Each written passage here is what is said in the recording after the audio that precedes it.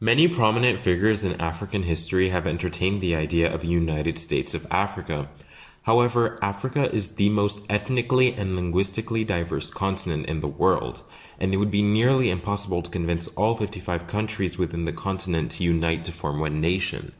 And while West Africa is far from being homogeneous, the region's 17 independent countries have close cultural and economic ties with each other.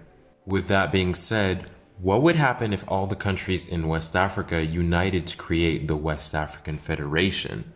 What would be this new country's position in the world, and how powerful would it actually be? Well, for starters, West Africa is massive, covering 6.14 million square kilometers of land, which is about 5% of all of the land on Earth.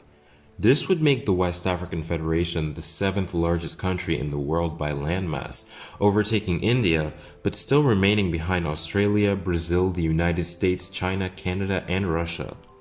At the time of recording this video, West Africa has a population of approximately 422 million people, or about 5% of the global population.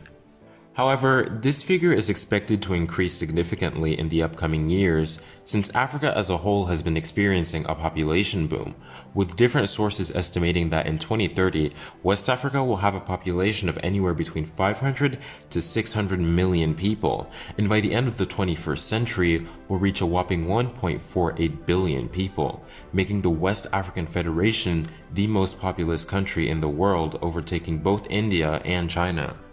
With a country nearly the size of Australia and a population that would give China a run for its money, the world would definitely be more attentive to the new nation's demands, as it would hold a more dominant position in the world. However, that doesn't come without challenges. West Africa is a region that suffers from terrorism, and while countries such as Senegal, Benin, Togo, Ghana, and Côte d'Ivoire have remained mostly untouched due to their rapid response to threats, it's quite a different story in neighboring Nigeria, Niger, Burkina Faso, and Mali. Additionally, West Africa's literacy rate is very low, with only about 50% of West Africans being literate, much lower than the global average of 86%. However, this varies by region. While Cape Verde has a literacy rate of 86.8%, Niger has a literacy rate of only 35%. Speaking of literacy, the West African Federation would have to decide on what language would become the official language of the country.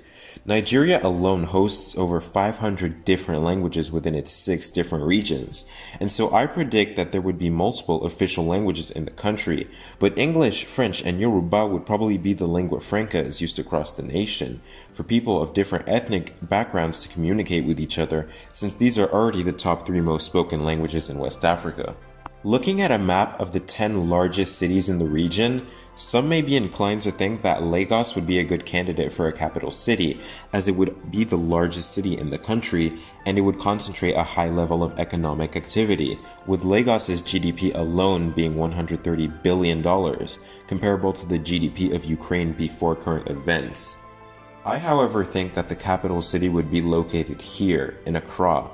This is because Ghana as a whole is one of the most stable and prosperous nations in Africa, and in 2021 was ranked the 2nd most peaceful country in all of Africa, only behind Mauritius, an island nation in the Indian Ocean that, unlike Ghana, has no unstable neighbors.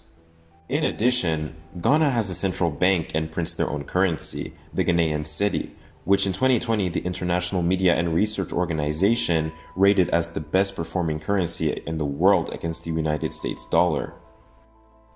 Abidjan, Abuja, and Dakar, being some of the largest cities in West Africa, would probably have an important role in the economic growth of the West African Federation as well.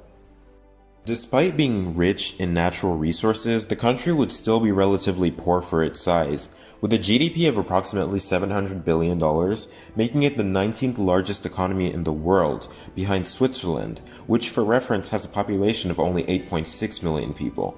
The GDP per capita of the nation would be approximately 1,660 USD per year, much lower than the global average of $11,000. And the country would be plagued with poverty, with nearly 40% of the country's inhabitants living under the poverty line. However, with many West African nations looking to transform their mostly agriculture-based economies into manufacturing economies, the future is looking bright for West Africa and Africa as a whole. These initiatives will lift millions of people out of poverty and will allow West African nations to prosper and bring them one step closer to becoming developed countries. All things considered, if West Africa united and overcame its many challenges, it could one day dominate the world culturally and militarily in a similar way to how the US does today. Thanks for watching. Leave your suggestions for future videos in the comments. I'll be reading and liking all of them.